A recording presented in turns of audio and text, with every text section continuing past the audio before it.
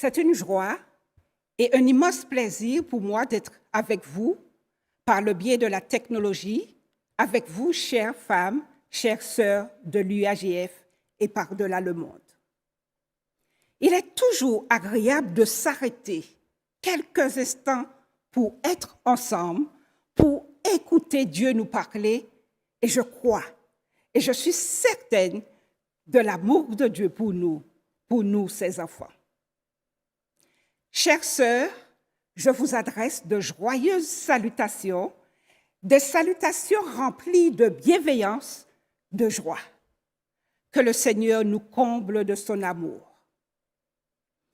Aujourd'hui, plus que jamais, nous avons besoin de nous concentrer, de concentrer nos forces sur la prière, car elle est une composante vitale de notre relation avec Dieu. Certainement, la prière nous rapproche du trône de Dieu, mais surtout, elle nous fortifie. Dans la prière, nous pouvons partager avec Dieu nos préoccupations et même celles que nous ne dirions à personne. Le Saint-Esprit alors recueille nos prières et les présente au Père dans un langage qui exprime réellement le fond de notre cœur. Alors, en ce sabbat béni, passons du temps avec notre Créateur. L'idée centrale, le thème de notre méditation est basé sur la vie vertueuse. Qu'est-ce qu'une vie vertueuse? Comment sommes-nous appelés à vivre malgré les influences autour de nous? Quels sont les standards ou que signifie vivre selon les standards de justice de Jésus? La première réponse serait sans doute, c'est possible, vivre comme Jésus. Mais aujourd'hui, nous verrons quelques éléments qui nous permettront de nous rapprocher de Dieu en toute humilité. Et je vous invite à prendre le verset biblique se trouvant dans 2 Pierre 1, versets 3 et 4. Comme sa divine puissance nous a donné tout ce qui contribue à la vie et à la piété, au moyen de la connaissance de celui qui nous a appelés par sa propre gloire et par sa vertu, lesquels nous assurent de sa part les plus grandes et les plus précieuses promesses, afin que par elles, vous deveniez participants de la nature divine, en fuyant la corruption qui existe dans le monde et par la convoitise. Prions. Notre Père céleste, nous voulons te remercier pour cette occasion, pour ce moment que tu nous accordes d'être ensemble. Nous voulons que tu nous inspires, que tu nous donnes ton Saint-Esprit, afin que nous puissions refléter ta vie et ton caractère. Amen. Le texte que nous venons de lire, qui se trouve, je le rappelle, dans 2 Pierre 1, versets 3 et 4, nous parle d'une puissance divine qui nous est donnée dans un but précieux qui nous est donné pour nous appeler par sa propre gloire et par sa vertu. Qu'est-ce que cela signifie? Que signifie être appelé à la gloire et à la vertu? Je pense que vivre vertueusement dans un monde sans vertu, c'est démontrer que l'amour de Dieu, tout le travail que l'amour de Dieu a fait dans notre cœur, l'amour de Dieu est en nous. Et j'aimerais commencer par une citation, celle tirée du livre Les paraboles de Jésus, à la page 149. Les derniers rayons de lumière, le dernier message de miséricorde à donner au monde est une révélation de son caractère d'amour. Les enfants de Dieu doivent manifester sa gloire dans leur vie, dans leur caractère. Ils doivent révéler ce que la grâce de Dieu a fait pour eux. Amen, je dirais. C'est premièrement révéler le caractère d'amour de Dieu dans notre vie, ensuite manifester sa gloire. La méthode de Dieu est différente. Elle paraît être inversée. Il y a comme une rupture entre ce que nous vivons et ce que la Bible nous enseigne. Nous découvrons aussi dans les évangiles que Jésus donne à ses disciples un modèle allant à contre-courant de celui que la société nous encourage à vivre. Son modèle semble régressif, son modèle semble inversé de ce que nous connaissons de la vie chrétienne par rapport aux règles classiques du succès. Et permettez-moi de vous donner quelques exemples. Le monde dit que pour réussir, il faut toujours s'efforcer d'être le premier. Et Jésus dit, dans mon royaume, le premier sera le dernier. Retenez cette référence, Matthieu 20, verset 16. Autre chose, le monde dit, prends soin de toi et de tes propres besoins. Et Jésus dit que l'important est de répondre aux besoins d'autrui. Matthieu 20, verset 28. Le monde dit, chouchoute-toi et efforce-toi de vivre pleinement ta vie. Nous n'avons qu'une seule vie, n'est-ce pas? Mais Jésus dit qu'il est temps de mourir à soi et au plaisir égoïste et de vivre pour les autres. Matthieu 16, verset 24. Le monde dit, fais du bien pour que tout le monde puisse en être témoin afin d'être récompensé. Jésus dit que si notre automobile consiste à être vu par les hommes, nous n'aurons aucune récompense au ciel. Le monde dit de se faire des amis avec les riches et les célébrités pour en tirer des bénéfices. Jésus dit, apprenez ce que signifie servir l'un de ses plus petits, car ce sont eux les plus grands dans mon royaume. Le monde dit aussi, amassez-vous des trésors ici maintenant et concentrez-vous à en obtenir le plus que possible. Mais Jésus dit, les trésors temporels que vous récoltez maintenant se rouilleront et seront détruits. Les seuls trésors qui demeurent sont ceux que vous donnez. Être au service des autres, prendre soin des autres, c'est avoir une vie vertueuse. Considérons un autre élément. La vie chrétienne est mise en valeur pour la gloire de Dieu. Examinons un autre texte, tirez celui-ci dans Luc 6, versets 28 à 36. Mais je vous dis, à vous qui m'écoutez, aimez vos ennemis, faites du bien à ceux qui vous haïssent, bénissez ceux qui vous maudissent, priez pour ceux qui vous maltraitent. Si quelqu'un te frappe sur une joue, présente-lui l'autre. Si quelqu'un prend ton manteau, ne l'empêche pas de prendre encore ta tunique. Donne à quiconque te demande et ne réclame pas ton bien à celui qui s'en empare. Voilà. Imaginez un peu la rapidité avec laquelle la mission serait terminée si si l'homme considérait ce principe d'aimer l'autre, Jésus serait déjà revenu. Et chers amis, l'enjeu est de taille. Jésus dit dans Jean 13, verset 35, « À ceux-ci, tous connaîtront que vous êtes mes disciples si vous avez de l'amour les uns pour les autres. » Voilà un principe pour être vertueux, pour pratiquer, pour être comme Jésus. Oui, chers amis, exercer la miséricorde comme Dieu révèle de la vertu. Oui, faire du bien à notre prochain, c'est de la vertu. Avoir des actes désintéressés ressemble à un des caractères de Jésus.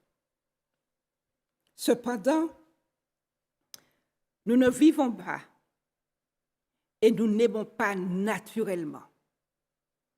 Il est difficile de parler d'aimer nos ennemis quand nous ne supportons pas nos proches, nos amis.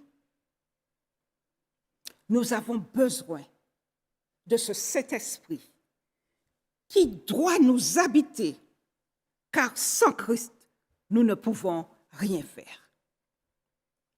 Chères sœurs, prions pour plus de paix, plus de joie, mais aussi pour que le Dieu de paix et de joie habite en nous par son Saint-Esprit.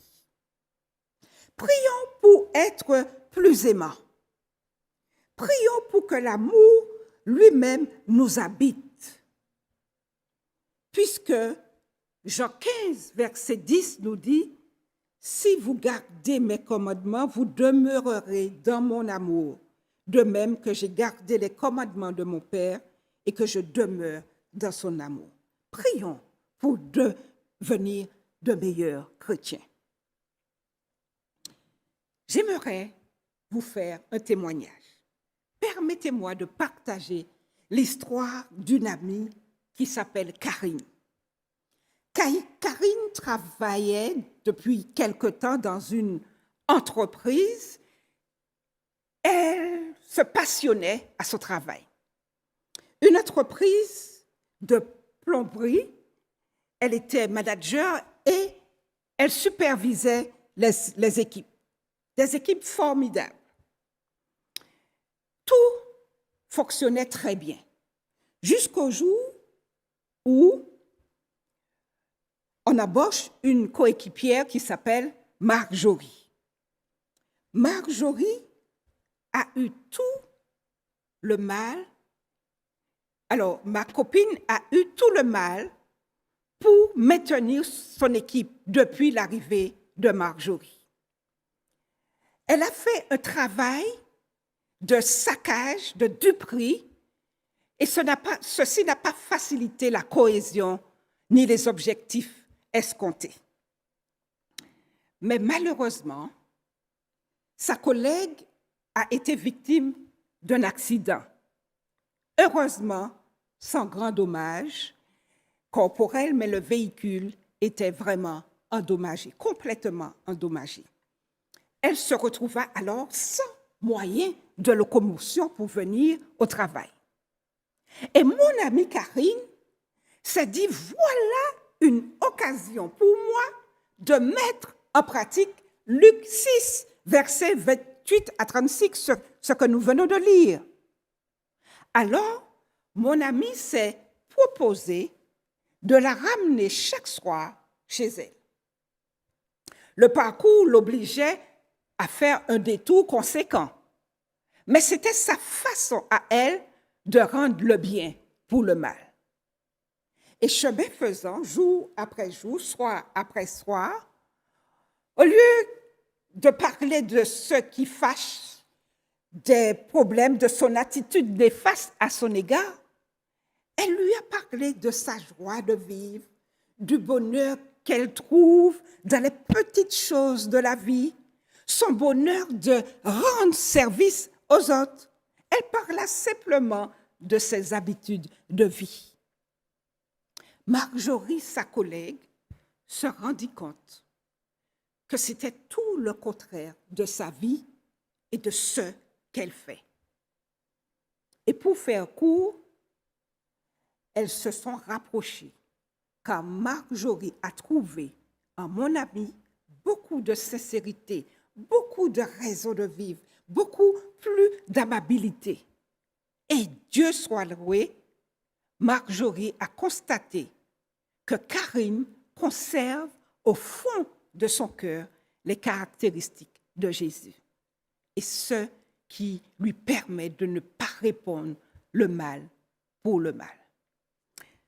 Voici une citation tirée du livre Ministère de la guérison de Madame Ellen G. White. Nous ne pouvons pas nous permettre d'être affectés par tout le mal qui nous est fait, que celui-ci soit réel ou présumé. Le moi constitue l'ennemi que nous devons craindre plus que toute autre chose. Aucune victoire remportée ne sera aussi précieuse que celle remportée sur le moi. Nous devrions permettre à Dieu de vivre dans nos cœurs, permettre que nos sentiments ne soient pas facilement blessés. Nous devons vivre non pas pour protéger nos sentiments, notre réputation, mais pour sauver des âmes. Souvenez-vous, le Seigneur peut faire davantage en une heure que nous ne pouvons le faire en une vie entière. Lorsqu'il verra que son peuple est pleinement consacré, une grande œuvre sera faite dans un court laps de temps et le message de vérité sera transmis dans les endroits sombres de la terre où il n'a jamais été proclamé. Selon l'Écriture, chacun de nous a été chargé, mis à part et investi dans un but sacré, celui de partager l'amour de Dieu avec un monde qui se meurt. Pour ce faire, nous devons être remplis du Saint-Esprit et mener une vie à la façon intérieure et extérieure vertueuse, honorable, conforme à notre sainte vocation. Peu importe la façon dont nous sommes traités, peu importe les influences qui nous entourent, nous sommes appelés à être fidèles afin que vous soyez irréprochables et purs, des enfants de Dieu irrépréhensibles au milieu d'une génération perverse et corrompue parmi laquelle vous brillez comme des flambeaux dans le monde. Philippiens 2, verset 15. À quoi ressemble exactement ce genre de vie vertueuse? Eh bien, cela ressemble à Jésus. Jésus est le fruit de l'esprit en personne. Galates 5, versets 22-23. Le fruit de l'esprit, c'est l'amour, la joie, la paix, la patience, la bonté, la bénignité, la fidélité, la douceur, la tempérance. L'esprit de Dieu, c'est cela. Dieu habite dans le cœur de celui qui possède ce fruit, le fruit de l'esprit. La vie du Christ a démontré que l'humanité peut faire ce que l'humanité peut faire en participant à la nature divine. Nous pouvons aussi avoir tout ce que Christ a reçu de Dieu. Alors, nous devons demander pour recevoir. Faites ceci avec la foi persévérante de Jacob, avec la persistance d'Élie. Réclamons tout ce que Dieu a promis. Et cela devrait être notre prière quotidienne. Dieu a tant offert. Pourquoi nous contenter de peu? Souvenez-vous que nous ne livrons pas une lutte pour gagner une volonté plus forte ou une plus grande maîtrise de soi. Il est question ici d'une bataille pour notre cœur. À qui avons-nous remis notre cœur? Les désirs de notre cœur ne sont pas toujours justes ou bons. Jérémie 17, verset 9 nous dit « Le cœur est tortueux par-dessus tout et il est méchant. Qui peut le connaître ?» Mais nous ne serons jamais en sécurité en regardant à soi-même ou en suivant les penchants de notre cœur. Nous devons prier continuellement, « Seigneur, prends mon cœur, change mon cœur, remplis-moi de ta présence, et rends-moi semblable à toi. Nous ne sommes jamais appelés à faire un véritable sacrifice pour Dieu. Il y a beaucoup de choses qu'il nous demande de lui remettre, mais en le faisant, nous abandonnons en réalité ce qui représente une entrave à notre salut. Un sage a dit, la clé n'est pas le niveau d'engagement que vous avez envers le combat, mais plutôt le degré de soumission que vous avez envers Dieu. Lorsque vous vous soumettez entièrement à Dieu, que vous tombez complètement brisé sur Jésus, vous êtes récompensé par la victoire et vous vivrez alors une joie jamais ressentie auparavant. Et Madame Watt dépeint encore le tableau. Quand vous tombez complètement brisé sur Jésus, quand nous tombons sur Jésus, nous représentons nos déchirures. Et une poussière se dégage. Une poussière, pas n'importe quelle poussière, une poussière inestimable. L'âme blessée est vraiment la plus belle offrande, le sacrifice le plus sacré que nous puissions donner à Jésus. En effet, c'est le seul sacrifice que nous devons offrir, notre poussière, nous-mêmes. La Bible nous dit, les sacrifices qui sont agréables à Dieu, c'est un esprit brisé. Oh Dieu, tu ne dédaignes pas un cœur brisé et contrit. Psaume 51, verset 17. Et le mot contrit a sa définition en hébreu, daka, qui signifie s'effondrer, mettre en pièces, briser, réduire en miettes, en poussière, détruire complètement. Si quelque chose est simplement cassé, vous pourrez peut-être le recoller, mais impossible de recoller de la poussière. Et c'est ce que nous sommes en réalité, des vases brisés, écrasés, réduits en poussière. Mais quel immense privilège! Madame White écrit, des êtres limités, formés de poussière et de cendres, admis dans la salle d'audience du Très-Haut par l'intermédiaire du Christ. N'est-ce pas merveilleux? Et dire que non seulement nous avons une audience avec Dieu, mais que la poussière est l'ingrédient même que Dieu utilise encore et encore pour accomplir des miracles les plus extraordinaires ici-bas. Il nous utilise. Oui, nous avons besoin de nous laisser guider par le Seigneur Jésus. Jésus s'intéresse à la poussière. Il est venu sur terre afin de poursuivre son œuvre au sein de la poussière de l'humanité. Et c'est avec cette poussière qu'il forme l'être humain, malléable entre ses mains comme de l'argile, et c'est ce qu'il veut pour nous encore aujourd'hui. Avec éloquence, un auteur a écrit, la poussière ne signifie pas nécessairement la fin. Elle est souvent l'élément qui doit être présent pour le commencement d'une nouvelle vie. Oui, la poussière peut vraiment devenir une belle chose entre les mains du Dieu aimant.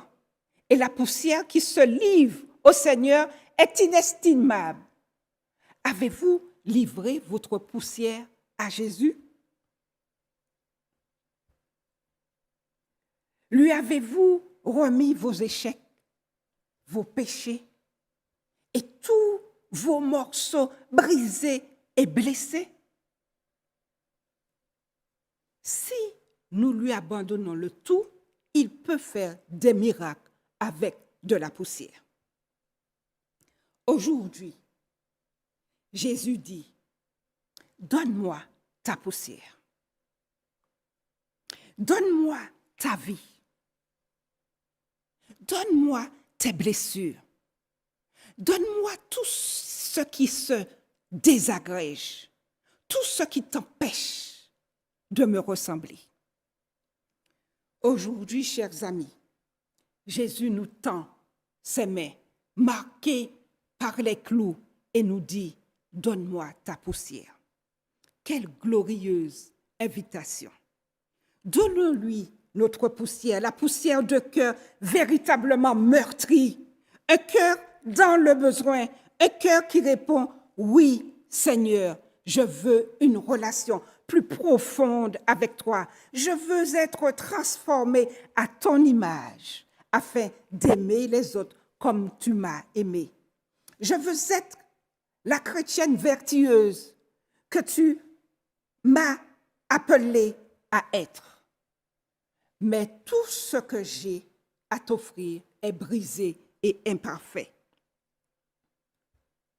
Alors, je te donne mes échecs, ma douleur, mon chagrin, mes larmes. Mais ce que j'ai de meilleur à donner n'est rien plus que de la poussière.